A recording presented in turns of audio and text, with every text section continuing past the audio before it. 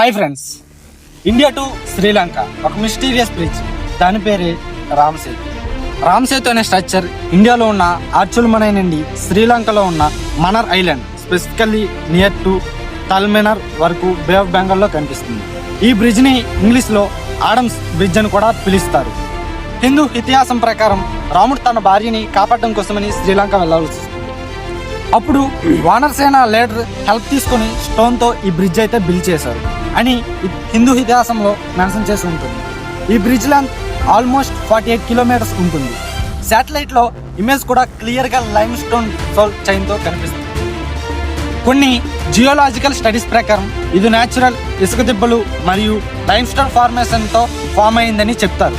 కొన్ని రీసెర్చ్ మాత్రం ancient humans ఈ ఏరియాని మాడిఫై చేసి బ్రిడ్జ్ లాగా యూజ్ చేశారని కూడా చెప్తున్నారు. ఇంకా ఎగ్జాక్ట్ ప్రూఫ్ దొరకలేదు కాబట్టి రామ్ సేతు ఇప్పటి వరకు మనకు మిస్టీరియస్గానే ఉంది.